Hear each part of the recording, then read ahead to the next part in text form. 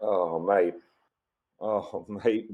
The morning after the night before, yeah, didn't work out, did it? Didn't work out. What can we do to get us over this misery that we're feeling? Have you got anything at all that can preoccupy me for the next 40 minutes? I don't know, maybe just chat about Oxford. Yeah, maybe a quiz? Tell me you've at least come up with a question for me this week. I've got a question for you. And Go on. it came from a place of really enjoying the Sheffield United win and thinking, wow, what an atmosphere that was. And then it made me think about other great atmospheres at the Kassam. And there's not been games that really stand out. But if I was to take your mind back to December the 8th, 2002, what would you think? December the 8th, 2002? Yeah. It's not a date that Oh my goodness. Go on. I know. Jefferson Louis. Yes. Well done. So December the 8th, 2002 was the FA Cup tie against Swindon Town at the Kassam. What round was it, Dan? Second round, Matt. Correct. Okay, and the score was? 1-0 to Oxford. And the goal scorer was? Jefferson Louis. Okay, so I've got three parts to this question. And the three parts are this. So name as many players as you can in the starting 11, which is quite tough. So hold that thought for the moment. And then the other two parts of the question are as follows. Who did we beat in the first round of the FA Cup that season? And the next question is, who did we go on to play in the third round of the FA Cup that season, and what was the score? And for a bonus question, who scored? Clever trick question. Who scored for us, or who scored for the other team? Both. Okay.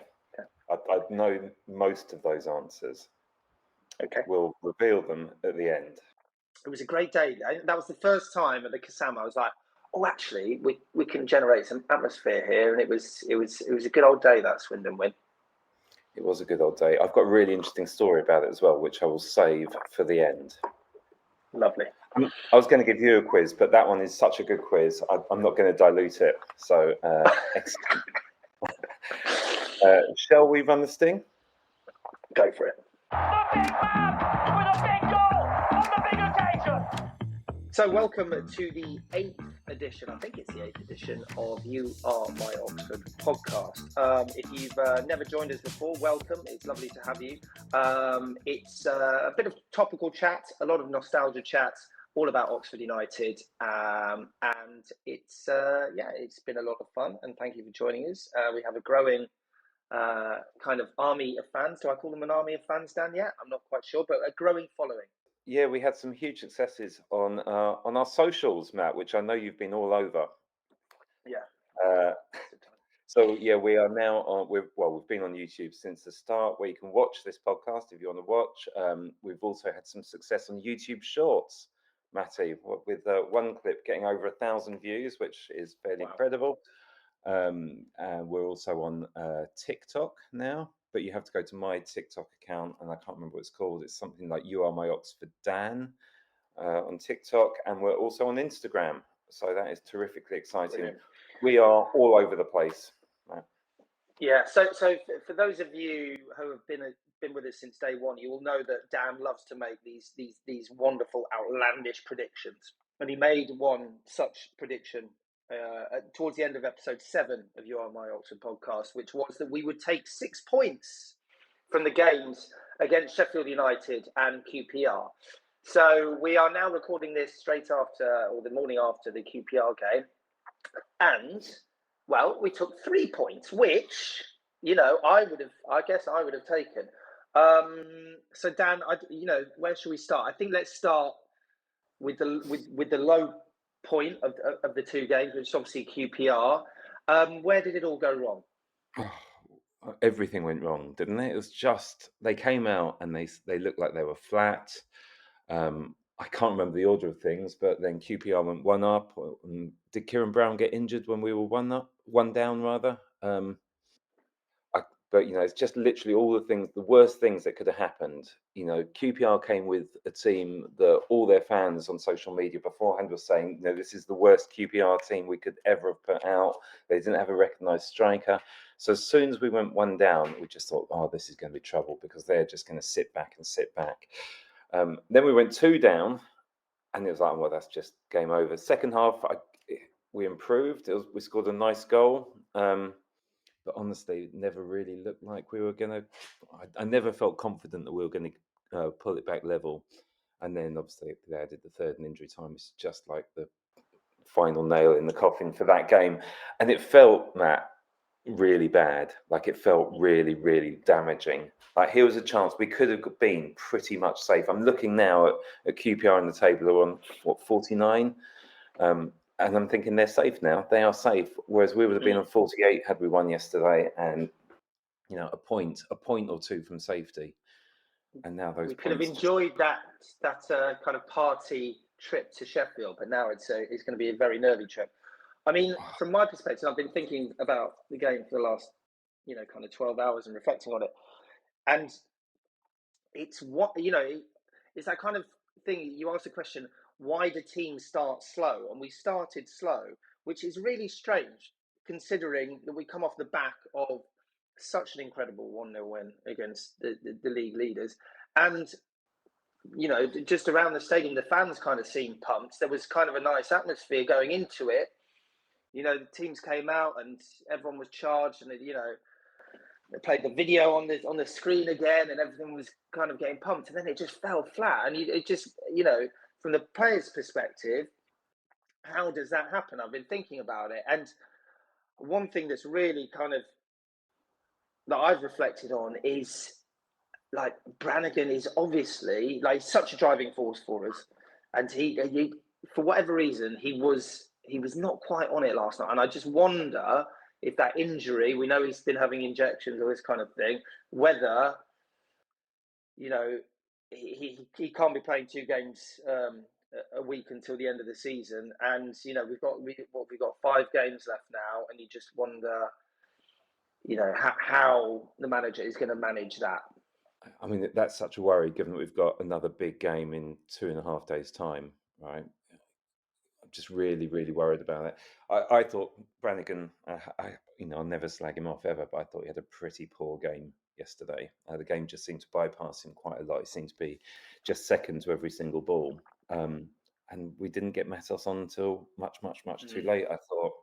I didn't think, well, some of the changes worked. Obviously, bringing on Mills had an immediate impact. I mean, he had that wild first 5 minutes where he scored a goal with pretty much his first touch, then got booked for arguing the line, and then did the worst pass in the history of football. I don't know if you remember that. He whacked it straight into the South 10 upper. But I thought generally Mills made quite a difference. He kind of stretched the game quite a lot more. But generally, we were just second best all over the pitch yesterday. Just keep picking up on Brannigan when you say he was second best at things. I think, and I watched him for about 5 minutes. I was like, he's not having his best game. Why is this? And I watched him for about 5 minutes, and to me, it looked like he was carrying an injury, and he was just. There was something just on his mind when he was running, between players and when he was on the ball. But listen, there we go. We'll have to see. But like you say, 2.5 days time to recover this, and then we go into the next, Friday, isn't it? So it's going to be tough. And then, Mark Harris again, I don't know. I just wanted a bit more from him, and I thought it might be his day. But I've got a prediction between now and the end of the season. Go on, man. I've got a feeling, we haven't really seen him yet. I've got a feeling Bradshaw is going to have an impact. I don't know when, and I don't know how, but I think he is going to have an impact. The smiling hipster is going to have an impact. Smiling hipster.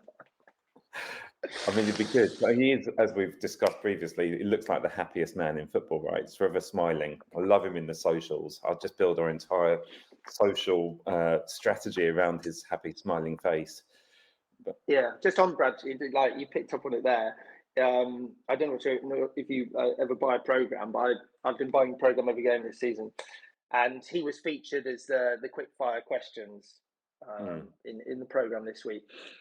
And I always love to read the question where it says, what do you make of the city of Oxford? And some players are hilarious. They go, a bit boring or something like that. And you're like, wow, okay. But Bradshaw was like, I absolutely love Oxford. He says, oh, it's got great places to eat, great places to drink, great to socialise. And I thought, God, you're such a cheery character. I love you for that. But yeah, that obviously, you know, so I'm looking forward to seeing him celebrating his first goal whenever that might come. But I think he will score one, if not two, important goals between now and the end of the season. I think we probably have to give him a start now, don't we? Because I mean, as we know, I love Mark Harris and I love the effort he puts in, and yada yada, all the things we've talked about. Yeah, but it just doesn't look like scoring very much. No, which is a shame. So should we now pivot to the next game, or just any more you want to clear up for keep up? Because I think probably now the best segue is to go. These two games would be the tale of two goalkeeping performances, maybe. Good, yeah, nice analogy. I'll let you carry on with that one. Well, I mean, I haven't watched the goals back, admittedly. The first two QPR goals I'm talking about, but the first one's obviously a near post header, and it's a tricky one because it's one of those where it's just next to the post, and one day you'll flip it just around the post, the next day you'll bundle it in. But obviously the ball squeezed in, pass coming for that one, and then the second one it just kind of seemed to bobble about, and it was my only criticism of Jamie Cumming, and just let me caveat, but he is potentially my player of the season this season. I absolutely love him. I think he's been just a wonderful addition for this squad. But sometimes he doesn't have that presence to just, get the ball, take out the man, everything. Just slightly indecisive around his 6-yard box around crosses. And something didn't quite right happen then. So, probably one of his most disappointing games of this season. But he was obviously player of the match against Sheffield United and had a wonderful, wonderful game.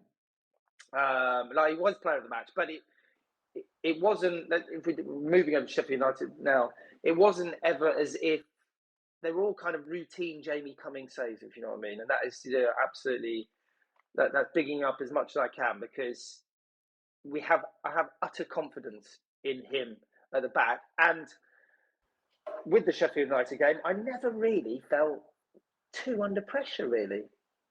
I mean, we were definitely on the back foot, but certainly second half, Sheffield United created absolutely nothing at all that actually really worried me. It felt a bit like the playoff final in that regard, in that, Bolton that day had lots of kind of pressure, but never ever looked like scoring. And it was kind of exactly the same kind of vibe. It was, we were just in control. I thought it was a really good 1-0 win against the league. Really good, as predicted by somebody here, Matt. To be perfectly honest, I didn't see it coming, but fantastic. And then we have our match winner again, Mr. Dembele, who proved decisive and just kind of coming good, kind of when we need it at this stage of the season. So the phone in last night on Radio Oxford, there was some criticism of Dembele's performance yesterday. But then, like on the WhatsApp group I'm on, somebody was posting messages from their friend who's a QPR fan saying, "Oh, that Dembele was the only decent player you had. He was the only one who's getting you up the pitch." I think he does hold on to the ball a bit too much sometimes, but that's probably because he's carrying the ball up the pitch for us. And like, if you are doing that, then inevitably you're going to be holding on to the ball, and inevitably you're going to lose it sometimes. I think he got the assist last night with the cross. He's got 2 winning goals in 2 of the last 3 home games. I think he's justifying his place, to be honest. He is frustrating, but if he wasn't frustrating, would he be playing for us? If he was the complete package, he wouldn't be playing for us. So when he's on the ball, something looks like it's going to happen. Like you're excited about what might happen next. So great to see him get a winner. And I think I was speaking about the Kassam atmosphere. I was trying to wrap my brains. It's one of the best atmospheres that I've ever experienced at the Kassam, especially kind of the last 15 minutes was just Wonderful. It really was, and that's why yesterday felt so crushing, because everyone had been on such a high after Saturday, and I thought the fans really tried at the start yesterday, but as soon as we went 2 down, there was just that spell, like 10 minutes before half time, and the whole place was just quiet, eerily quiet. It's like the whole crowd had just gone, oh shit. Again, to be fair, when the players came out in the second half, and the players, I think, lifted the supporters, and the supporters definitely lifted the players. There was a much better atmosphere in the second half, but there's still, I think that our heart had been ripped out of us by going 2 down. Yeah. Listening to the interview with Bennett after the game as well, it sounded like it would have been pretty flat in the dressing room after as well. And I think sometimes, you play a game of football and it's just not your night, and some things just don't click. And it certainly felt like that for Oxford against QPR. But any other performances you wanted to pick out from the Sheffield United win at all that you thought might have been impressive or worth chatting about? I'm at that age, Matt, where I can't remember this morning's Wordle, let alone. No, I can't think of anything now. All I can think about is last night, to be honest. Is there somebody you want to mention? It sounds like there's somebody you want to mention. No, not really. I thought the Brannigan Volks thing, which when it's worked this season, it's just been fantastic. I thought it was another, prime example of that. I thought the substitutions are really good. I thought Matos was excellent when he came on. But everyone kind of had a decent performance, and it's just like everything this season kind of came together in that match. And I think at the end of the season we'll probably do a highs and a lows and things that you remember. But I really, really enjoyed Saturday. I just hope that come May the 2nd or 3rd or whatever it is, that proves that match will prove that it did actually mean something, and it kind of got us over the line. But we will wait and see. You are my Oxford hot take. We're going to do something, Matt, which we've never done before. We're going to do a hot take, and I'm not actually sure what it's about because it's just been sent to me 2 minutes before we started recording. It's like a live hot take. It's like breaking news. It's come from Andrew Dawson, friend of the pod, who has sent me this. I think it's about songs. He said it's about songs. So let's have a play of it. Hi, Matt and Dan. I've got a hot take for you, which is about the words to the song You Are My Oxford, which is obviously the title of your podcast. When I'm hearing it sung on the terraces, I always think it should be You Know Just How Much I Love You, or You'll Never Know Just How Much I Love You, whereas I'm hearing a lot of You'll Never Notice How Much I Love You. And in fact, I heard it last night at QPR, and it sounded again like notice instead of no just, and that was the worst thing that happened to the QPR game yesterday. So I just hope you could clear that up for me. That is fantastic. That's my favourite hot take so far. Is it? Now I'm like going over my head and I go, I think I'm probably guilty of that. Really? Yeah. You'll never notice how much I love you. You'll never know just how much yeah, maybe. So what do you sing? When you're singing that? I'm just trying to think now. You'll never notice how much I love you until you take my shirt away. Yeah, that's what I'm singing. No, it can't be. So go on, you sing it. Sing it. You'll never know just how much I love you. We're both different. Oh, you're so wrong, Matt. I might start looking for a new partner for the podcast. It's such a good hot take because it's divided. Please get in touch to our podcast and we can do a little straw poll. How can people get in touch, Dan? On our many socials, Matt. The ones that you're all over. Yeah. This is probably a Blue Sky poll, I reckon. So if we go to Blue Sky, we'll do a poll on this one, and you can vote for no jest or notice. I can't even believe we're debating this. You look so disappointed with me. Like, honestly, I'm thinking about who else could co-host. Maybe Andrew. I'll get Andrew to co-host this now. Maybe.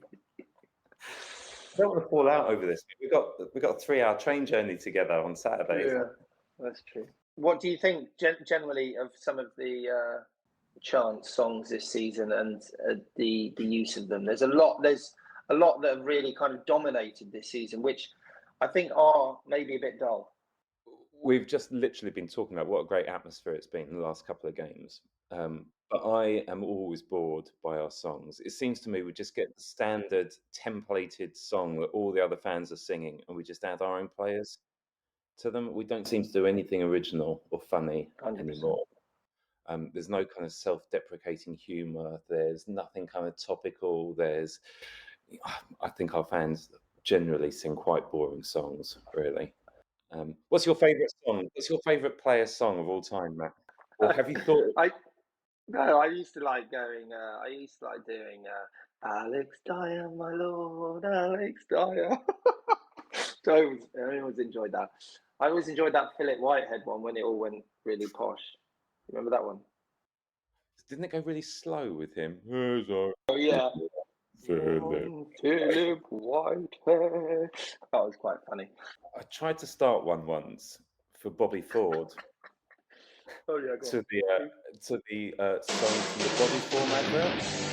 So it went, oh Bobby Ford.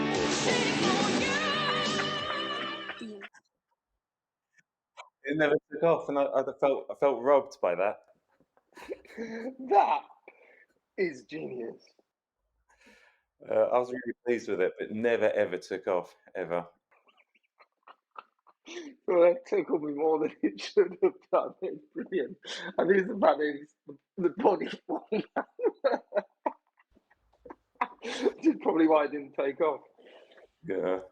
Oh, that is classic, yeah. But yeah, you're right. There is a bit of uniformity and they're all just a bit boring. But there we go. You are my Oxford. Theo's Stat Corner. So it's that time of the week for, in some ways, our favourite part of any podcast. It is, of course, Stats Corner. Theo's joined us as ever because something strange has happened this season insofar as we haven't been awarded one single penalty all season, which is strange. No penalties at all. So we asked Theo to delve into this a bit. What are the odds? Has it ever happened before, Theo? Hard to find kind of exact stats on whether it's happened over a course of a whole season, but there is definitely some long runs over the course of English football history, including Port Vale, who went 73 games without getting a penalty, and actually the English national football team, who went over 50 games without getting a pen in the 80s. If we look at how many penalties they've been this season, which is 79, and then work out what that is as a percentage chance of getting a penalty in a game, there's an 8% chance of a penalty in each game. So a 92% chance of no penalty.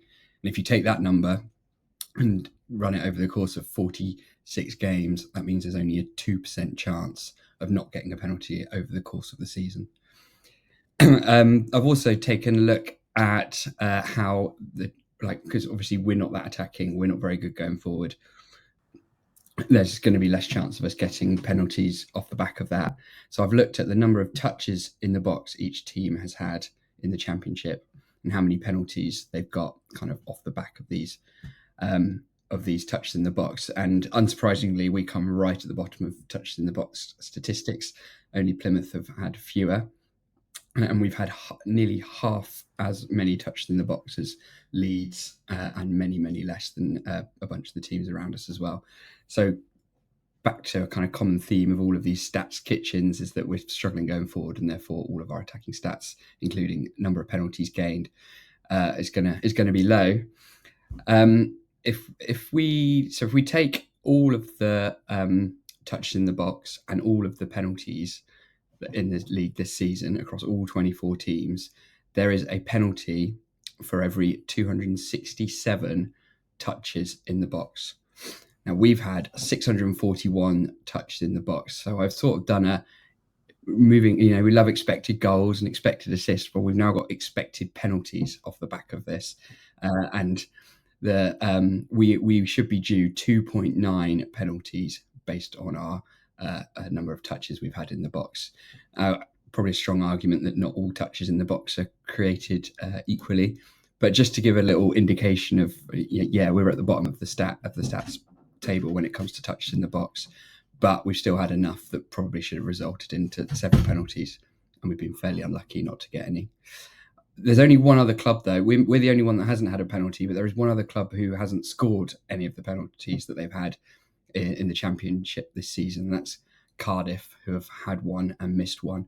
And there is a huge variety in just how many penalties clubs have had. And if you look at Stoke, for example, they've had, I think it's 5 or 6 penalties compared to our 0. Luton's 2, Cardiff's 1. Watford have had 7, Pompey have had 5. So it could definitely play a role in how the Championship kind of falls out at the end of the season, and definitely making our life harder.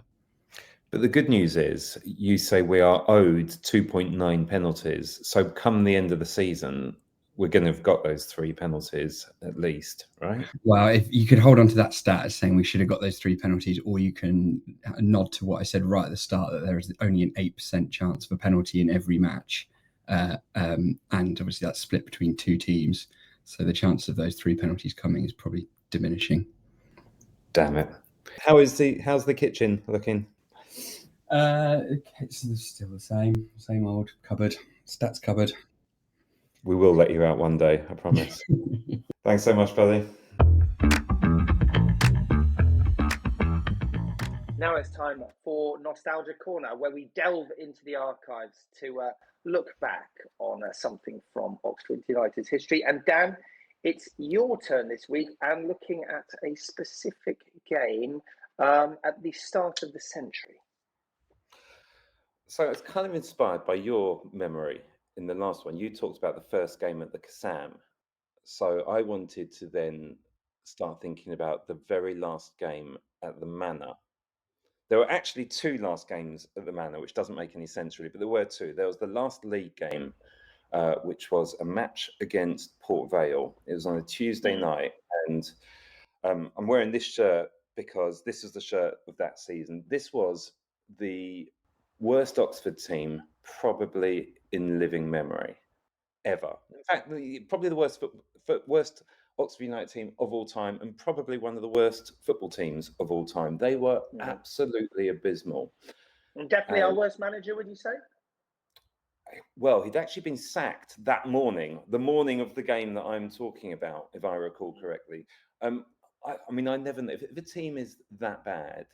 I never know if it's the manager's fault or other problems at the club. The whole club was a total and utter shambles. There's an amazing piece by Oxblogger on the 2000 and whatever season it was, 2001 season, which just highlights the shambles the club was. We were in kind of financial ruin. We were incredibly badly run. All the attention of the owner, Mr. Kassam, at the time was on getting the stadium done. He'd kind of neglected the team. He'd made some appalling decisions in appointing people like David Kemp. We'd reached the end of the season in an absolute mess. And it seemed such a shame that the last ever game at the Manor Ground, Matt, was watching this team, this appalling, rubbish, useless team. The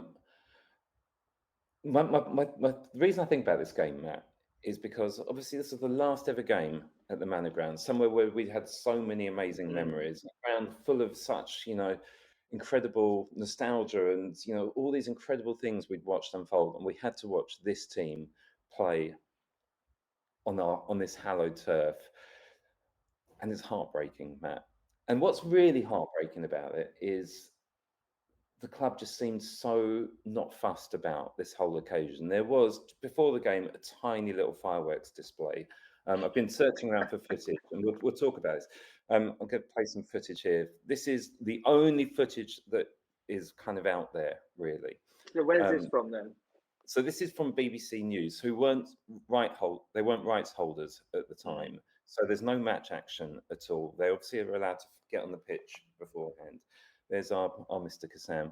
There's a crappy firework display. Was Rosie over his shoulder? Oh, very young looking Rosie. Yeah. And the whole thing's just like I don't know. It was such a shame, Matt, that it all ended like this. The match itself was crap. We went 1-0 up, and fittingly for that season, the very last action that ever happened at the Manor ground was Port Vale equalised with the very last kick of the game. And that was it. There was, I, I just have so few memories of something that should be so important in my life, and the fact that no one at the club thought to really like send in a camera person to really capture the atmosphere of the last day. I have this vague memory, Matt, of us singing like all of our favourite songs of like former players, but I'm not sure if that happened or not because there is no kind of footage of it anywhere. That no one thought, and this was before camera phones and stuff, but no one thought this is a really historical, important moment that's happening. To just pick up on that point, I was at the game too, and I cannot remember anything about it. I can't even, seeing those Kassam shots and the files, I can't even remember that. I remember I was at the game, and I remember it being quite poignant, and me and my dad went and saying, "Oh, this is the end of an era, really." But I mean, now looking back, you're absolutely right.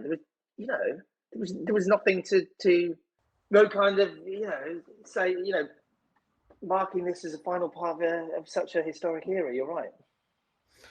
It just seems such a wasted opportunity. I mean, these days, right? I'd have got my smartphone and I'd have gone round and I'd have just spent the entire game taking pictures, taking bits of video, recording the atmosphere, and like everyone would have done that. Somebody did. There is, if you go onto YouTube, and I hope they don't mind me, I've kind of downloaded it and done a quick edit of it, but there is this incredible kind of Blair Witch-like footage that somebody's filmed on their, whatever it was, their little handheld camcorder. And it's in some ways it's the worst footage you've ever seen. It's just so badly filmed, but also it's just wonderful because of it, because it really does kind of capture the atmosphere. And he's got all the things. So he's got the fanzine sellers outside. Yeah. He's got going into the club shop. There's walking up that kind of alleyway up to the London Road. Yeah. He even films inside the urinals. There is like, yeah. I mean, there's one bit that really stood out for me, which just is that kind of analog time. At the start of the London Road entrance, you've got someone selling the Oxford Mail, someone selling a programme, and someone selling a fanzine, which, I just loved kind of looking back at that. But then, at the start of the London Road, you just realise that the club was just in a bad way. And you look at the big Manor ground sign at the outside, there you go, the Oxford United one. Even that was in terrible disrepair, wasn't it? But yeah, loved watching this footage. Yeah, like you say, like brilliant and awful in equal measure. So yeah, I think my memory is, this just seems like, I wish there was more of a memory, I think is my memory of it. I wish I remember more about this game. I wish the club had done more to market. I wish, smartphones had existed properly back then, because there'll be so much more to remember about this amazing ground. I do remember, though, there was one more game after this, which was an Oxford United against QPR recreation of the 1986 Milk Cup final. They got as many of the players together as possible from that. And in the morning of that game, we organised a fanzine football match, Yellow Fever against Rage On. So we played that game. Then we went to the pub and got drunk. Then we went and watched this game at the Manor, the QPR one. And then went back to the pub, and there's like a really beautiful summer's evening. And me and my friend Neil, he won't mind me telling this story, I'm sure, we're walking past the Manor, and the gates were open. And we looked at each other. We're still in our Oxford United kit that we've been wearing from the fans' football match. And we'd obviously had a few pints. We looked at each other and went, shall we go in? And we went in, and it was just totally abandoned. And we walked onto the London Road terrace, no one there. And the gate, Matt, to the pitch was open. And we're dressed in full Oxford United kit. We had a football in the bag for the match in the morning. And we looked at each other. There's only one thing that we were going to do. There's only one thing we're ever going to do at this point. So we went straight onto the pitch and spent about 2 hours drunkenly recreating all the great goals from Oxford's history. Of course we did. What else were you going to do in that situation, man? I thought you were going to say we scored a goal and then scarf it off. We spent 2 hours recreating drunkenly all the great goals. There was a Matty Elliott flick on to the near post. Yeah, we did the whole. But obviously, we were both really Beecham used against Blackpool. Loop. we spent a lot of time trying to recreate that, whacking the ball into the London Road terrace. Oh, that's fantastic. So I went to the Port Vale game. Now that you mention it, I remember they put on that QPR game. I didn't go to that, but I do remember Oxford United about a week after the end of the season putting on an auction of kind of Manor ground memorabilia. And I remember they let people into the beach road, and then they kind of conducted the auction from the kind of the pitch. And there was all different like signage, stuff from the changing room. And I went there with my dad, and we didn't buy anything. We didn't bid for anything. But maybe a shout out to any listeners of the pod. If anyone bought a piece of memorabilia from that auction and is, I don't know, placed in their garden or, on their mantelpiece or something, let us know, because I'd be fascinated to know, because I distinctly remember that. And also being really disappointed that I didn't buy anything. And I remember, the big structure that's at the entrance to the London Road, the big, obviously, that was up for sale. And I would love to know who got their hands on that and where that ended up. I think I've seen that pop up on social media, whoever owns it. I remember they bought it, and then I'm sure I remember this. They bought it, and then they realised they'd have to take it back themselves. Oh yeah, I think you could be right. They thought it was going to be like delivered to them, but no, I think they had to take it back themselves. So yeah, if you bought it, take us a picture and send it to our socials, or if you know who did buy it, put us in touch with them. We'll get them on as a guest. Yeah, well, as I say, any signage that you bought at that auction, and is now, I don't know, in the garden, or as I say, hanging pride of place, let us know.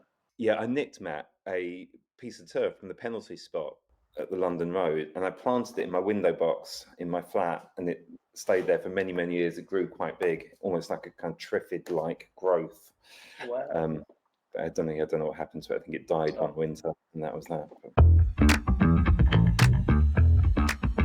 So, Matt, we are off to Sheffield Wednesday. On Saturday, we're going to get the train up together, which is very exciting. The Stella Express, you're calling it.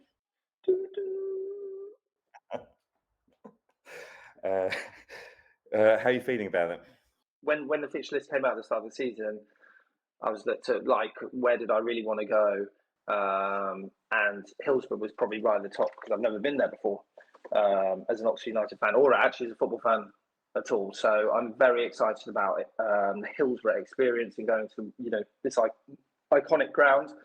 But I had been hoping, after Saturday's game against another Sheffield club, United, the Blades, I had been hoping that it would be a bit of a party trip. But now it is obviously going to be a bit of a nervy trip. So slightly different dynamic. But yeah, excited. I'm really excited. I've never been to Hillsborough before. It just seems one of those grounds that there's always something going on. Like in my life, the weekend that we go to Hillsborough, and I've never had the chance to go, and I really, really want to go. I bought tickets like as soon as they came out, and I've got the train organised, and now I've just realised I've got a family event. But I've told my wife I can't go to this family event. Oh, the absolute classic! You've gone belt in 2-footed, and then had to retract and put your hands up to the ref. Like, I didn't mean it. Yeah, but I did it. So yeah, so I'm in the doghouse over it. So do you have to rush back for said family event? No, I mean, there is no rushing back to be had from Sheffield. Right. Especially with trains up the spout. It's not like, oh yeah, I'll be back at 6. It's not going to happen, is it? So so I guess we've got 5 games left, and if we look at them, this is probably one that you go, oh, we want to be getting something from this. I mean, they're in such bad form. Have they lost 6 home games in a row? I never know if this is a good omen or a bad omen, because they can't surely lose 7 in a row. But we've got Sheffield Wednesday, we've got Leeds, we've got Cardiff, Sunderland, and Swansea. So the rest of our season is going to be defined by Yorkshire and Wales? Yes, that's a thing, isn't it? Is a thing. I don't know why. I don't know why I've only just realised this. I'm looking forward to you telling Sunderland they're in Yorkshire. Apart from Sunderland. Yeah. So what do we think from the trip? Do we think, right, let's get a point and just keep ticking up the board, or do we need to go for the win? I am going to do exactly what I did in the last pod, which is I'm going to talk realistically about how I'd settle for literally anything, but then I'm going to make a totally outrageous claim of 3 points guaranteed, Matt. 4-0 win. I'm not feeling. Oh, I was going to go. We're going to win 3-0. I don't think people listen to us for our accurate predictions, to be fair. No. I don't know who's going to score those goals, but definitely 3-0. We were discussing this. If we play Burnley, I was discussing this with a mate the other day. If we were to play Burnley, how many games would it take us to score 3 goals if we were to play them consecutively? Given they've conceded 12 all season. Yeah. 11 games? Yeah, at least. That's a thought, isn't it? Have to play Burnley 11 times in a row. Oh, that'd be horrible. Should we speak about Kieran Brown just very quickly, because he has probably been our player of the season, and it looks like his season is now over. Yeah, I mean, I'm hoping we get one of those statements saying, all right, his injury is not as bad as first feared, but I mean, it does look really bad. So if you are listening, Kieran, and you're probably not, but if you are listening, do get better soon, and thank you for having a great couple of seasons. Yeah, and Greg Lee should be hopefully back soon, do we think? He's good. Everyone's gone really quiet on Greg Lee. Like, they were saying he's not far away. After the international break, he'll be back, and there's not been a peep. We'll wait and see, but very much looking forward to the trip. If like us, you are getting the Stellar Express from London to Sheffield, look out for us. We will be wearing yellow. What are you wearing today, Matt? You're looking incredibly smart today, Matt. Well, I try. It's a weekday work day. Very stylish. Very, very stylish indeed. Right, quiz.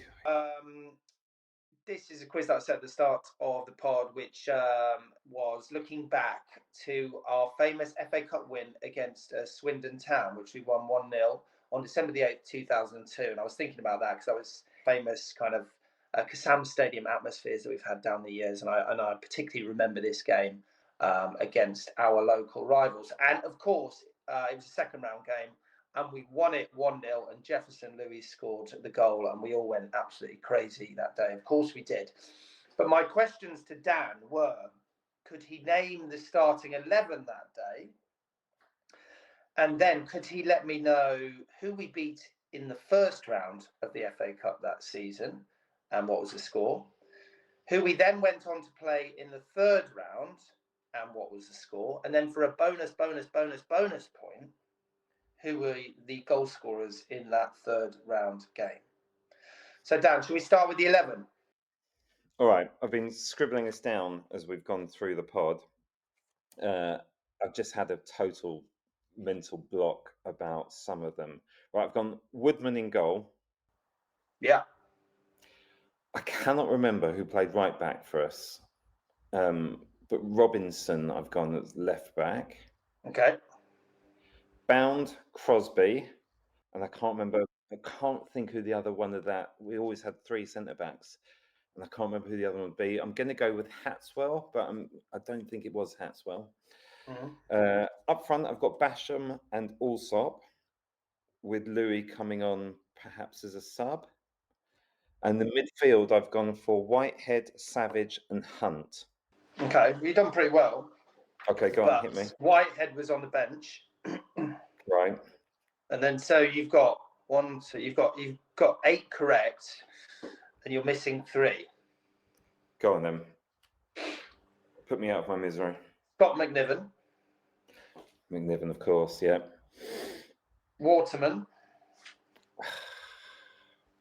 Yeah. And Ford, not Whitehead. Ford, Bobby Ford. Oh, Bobby Ford. Oh, Bobby Ford. Bobby Ford for yous. Is it? Did you intend it to be for yous? Yeah, it did. Yeah. Too good. Seen- Anyway, that's pretty good. Yeah, Whitehead was on the bench. Hackett was on the bench. Lee Steele was on the bench. So did Jefferson Louis start then? Yeah, started. Okay. Right. Now, the previous round, I cannot remember who we played this. I'm going to go Yeovil, but that's a pure guess. It's a very good guess, but it's wrong.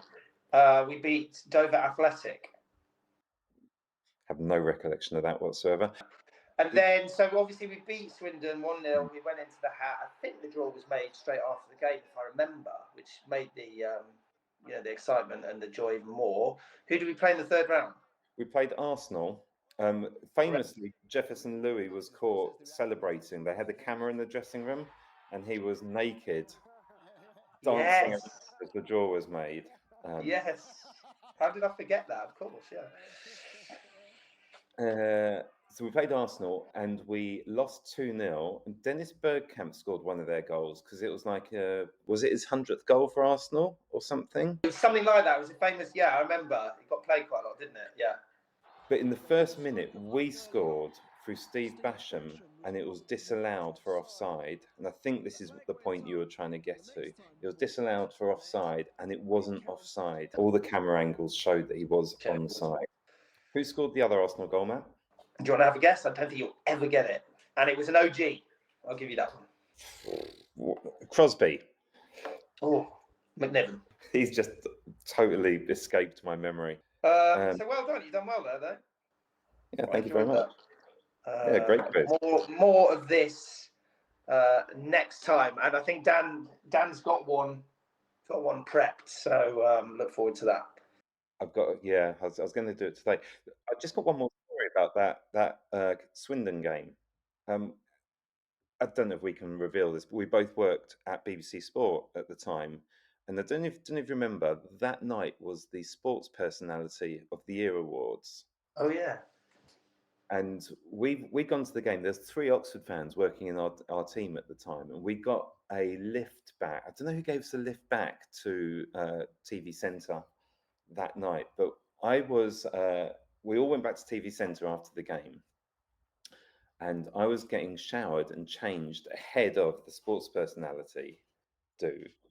And the 2 executives from Match of the Day were also getting showered and changed at the same time. And they were having a conversation about that afternoon's game. And the conversation went along these lines. One said, "Oh, did you watch the game this afternoon? It's one of the worst games of football I've ever seen." And the other one said,